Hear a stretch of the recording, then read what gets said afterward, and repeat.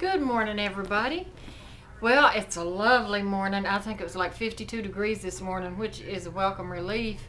We've had a lot of rain, and especially in the last day or so. But no thunderstorms, and that's just wonderful. Did everybody get out and vote Tuesday? Uh, I went and voted. Me and Joe went and voted. But that's neither here nor there. I'm here this morning to talk about Nadia Suleiman. For those of you not familiar with Nadia Suleiman, or don't think you are, she is the infamous Octo Mom. She had that last set of 8 children. She's got 14 kids, I think. I don't know why I keep wanting to say 16 kids, but she's got 14, I believe. And after she had her last set of 8, she said that yes, she still wants more children, but she's not married. She was living at home with her mother, and she's out on her own now, but that's only because after she had all these kids, she was supplied with a van and a house and blah, blah, blah. And everybody was fascinated with her until they found out that she had done this on purpose. She was artificially inseminated on purpose with these 8 children. Now her house is at risk of going into foreclosure. They did a talk show not a talk show, but a man from the news was interviewing Nadia Suleiman on the phone, and he was just sitting there while they was talking, while she was talking, going, she was in the background. You couldn't see her, of course. She was via phone, She said, no, my house is not going to go into foreclosure. It's not going to do that. I'm not going to let that. Put that applesauce down. You want some chocolate milk? No, my house is not going to. I don't know what I'm going to do. I'm so. Do you want this? I'm like, focus, woman, focus. If she knew she was going to have that telephone interview, have somebody there that's going to watch those kids. She's an attention hog. That's all it is. And they say that they have been inside her house. Her house is very nasty. Some people would say, well, with 14 kids, But look, those 8 that she had are not babies anymore. They're toddlers. You teach them when they're young to pick up behind themselves. You teach them to put their toys away. I did my kids. And plus, the ones that she had before that, are older. They can pick up after themselves. They can help out around the house.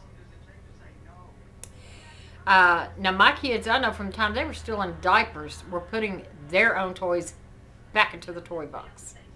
You got to teach them while they're young. But that's another video. Anyway, Nadia Suleiman now is broke, so they say. But yes, she won't give up her cable. You can't be broke if you still have cable. So, can you imagine? I'm wondering how much she gets a month in food stamps and subsidies, WIC, et cetera, et cetera. Some people might say, well, she just needs to get a real job. I can see her point in not getting one of those, because then that would be yet another thing that the social services, us as taxpayers, would have to supplement her with, would be daycare. She wouldn't be able to afford to pay for daycare for 14 children. And besides, you can't hire a private babysitter. Who's going to want to watch that many kids? Besides, there would have to be a daycare. She'd practically have to have her own just individual daycare. They won't allow that many children in a daycare without X amount of supervision. So, in order to supplement herself, she was offered a porn film, to take part in a porn film. And she's going to make millions off of that if she was to take that. Now, what do you think she should do with that money? Do you think social services needs to take that money to supplement for what they are providing her with for her children? Do you think they need to cut her off and let her keep that money? But she'll go through it in no time and then be right back down there knocking on the door again. Do you think she should pay some of that money back to social services? I do. Look how long she's been getting welfare, so to speak. But she agreed. Here's the thing. She agreed to do the porn film as long as she did not have a co-star. So that means Nadia Suleiman will be doing a what is it they called it? A self-pleasure porn. Can you imagine? And so they've already done one. I don't know whether they said it's the first take or the first film or even how many they're going to make. But they said it's not bad in the right lighting.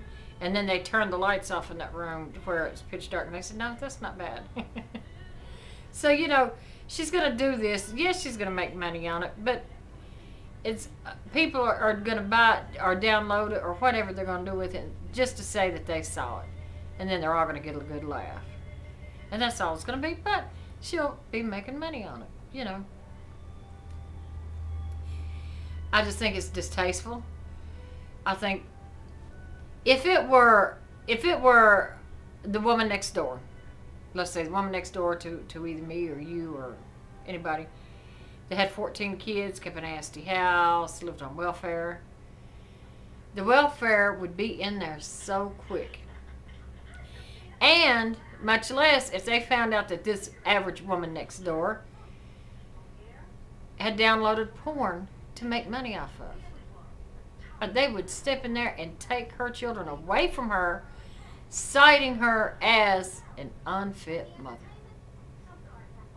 So, this is the question. What's the difference between Nadia Solomon and the average woman with 14 kids doing porn? Why should she be able to make all this money and keep her kids and still be supplemented with assistance from social services just because she's Nadia Solomon? And the average woman next door that nobody knows her name have her children and everything taken away from her and be considered an unfit parent. It's not fair. But be that as it may, live and let live, that's what I say. But do you think that you will be watching Nadia Solomon fly solo in the porn room? I know I won't. Anyway, until next time, bye-bye.